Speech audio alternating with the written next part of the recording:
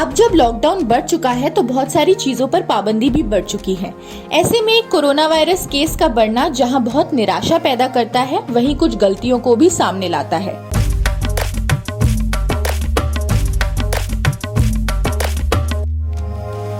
हाल ही में लॉकडाउन के बढ़ने से बहुत सारे सर्विसेज पर पाबंदी जारी रही, जिसमें शामिल है इंटरनेशनल और domestic travel, schools, colleges, mall, cinema hall, किसी भी तरीके की पब्लिक गैदरिंग और ज्यादातर हर तरीके के बिजनेसेस, सिवाय आवश्यक वस्तुओं के जो है ग्रोसरी और फार्मेसी। ऐसे में घर में डिलीवरी करवाने पर छूट तो है ही, मगर हाल ही में दिल्ली के मालवीय नगर में जब एक डिलीवरी बॉय के कोरोना वायरस से संक्रमित होने की घटना सामने आई तो सभी ऑनलाइन डिलीवरी सर्विसेज पर सवाल उठने लगे। वैसे जोमेटो और स्विगी जैसे ऑनलाइन ऐप रजिस्टर्ड रेस्टोरेंट्स के डिटेल्स में मेंशन करते हैं कुछ चीजें, जिससे ग्राहक संतुष्ट होकर ऑर्डर प्लेस कर देता है, जैसे कि restaurant has sanitized kitchen, delivery boy hand wash, hygienic rider. मगर एक केस के सामने आने से सर्विसेज की ऑथेंटिसिटी या सत्यता पर सवाल खड़े हो जाते हैं। इन सब में 5 जरूरी मुद्दे हैं जो तय करते हैं कि ऑनलाइन ऑर्डरिंग पर पूरी तरह से रोक क्यों नहीं लगाया जा सकता। पहला, क्या कुरियर सामान से कोविड फैलने का रिस्क है?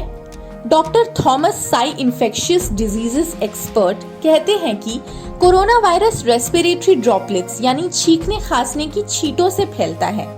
डिलीवरी करने वाले व्यक्ति एक साइड से दूसरे साइड तक मल्टीपल ट्रैवल्स करते हैं। ऐसे में किसी भी ऐसे एरिया से गुजरना जहां कोरोना पॉजिटिव पेशेंट्स क्वारंटाइन किए गए हों और उनके कांटेक्ट में आने से इसके फैलने का खतरा बढ़ जाता है। इसलिए अनावश्यक डिलीवरी अवॉइड करना बेहतर उपाय है। दूसरा, ग्राहक और डिलीवरी करने वाले व्यक्ति दोनों की सुरक्षा। कुछ तरीके हैं जो ऑनलाइन डिलीवरी एप्लीकेशन अपने आप ही सजेस्ट करते हैं। डॉक्टर स्टीफन मोर्स, एपिडेमियोलॉजिस्ट के अनुसार एक साधारण नो कांटेक्ट डिलीवरी संभव है जो ग्राहक और डिलीवरी करने वाले व्यक्ति को आमने सामने नहीं लाता। डिलीवरी करने वाला व्यक्ति डिलीवरी पैकेज घर के बाहर दरवाजे पर रखकर जा सकता है और ग्राहक उसके लिए ऑनलाइन टिप छोड़ सकता है। चीजों पर वायरस कितनी देर तक अपने आप को सस्टेन करता है ये अभी तक तय नहीं हुआ है, मगर इसके रिस्क को आसानी से मात दी जा सकती है गुड हाइजीन से, यानी हाथों की हाइजीन को मेंटेन करके। तीसरा, क्या कोरोना वायरस खाने पीने से या खाने पीने के पात्रों से फैल सकता है? साई कहते हैं कुछ शुरुआती एविडेंस के मुताबिक हीट या गर्माहट से वायरस इनएक्टिवेट हो जाता है, तो पकी हुई चीजों से ज्यादा खतरा नहीं, मगर खाने के कंटेनर को सैनिटाइज करने में कोई आपत्ति नहीं और कंटेनर को छूने के बाद हाथ धोने में भी कोई आपत्ति नहीं। चौथा सबसे कठिन मुद्दा है जो है नैतिकता को लेकर। कैरिसा वेलिस, एथिसिस्ट के शब्दों में, society always relies on a minority of people to carry out risky और unpleasant jobs that not everyone is willing to do. यानी समय समय पर समाज के निचले तबके के लोगों को बहुत से ऐसे काम करने पड़ते हैं जो अनचाहे हो या ऐसे काम हो जिन्हें करने में खतरा हो। तो वेलिस के अनुसार इन लोगों की तनख्वाह आम लोग जो घर में बैठे उनके मुकाबले ज्यादा कंफर्टेबल काम कर रहे हैं उनसे ज्यादा होनी चाहिए। जहां लेबर फोर्स की कमी हो वहां इनके दिन के खाने पीने की जरूरतों का ख्याल भी कंपनी के नैतिक फैसलों में आना चाहिए।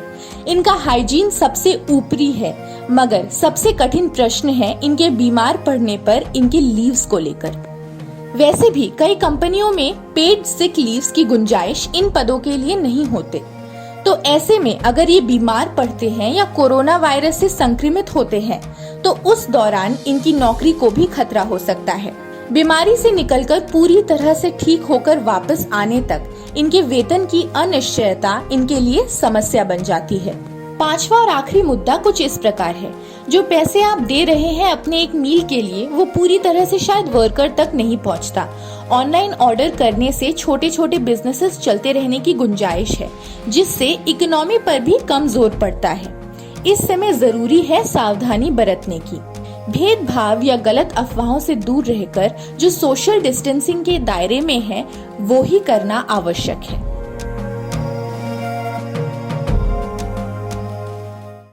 एबीपी न्यूज आपको रखे आगे।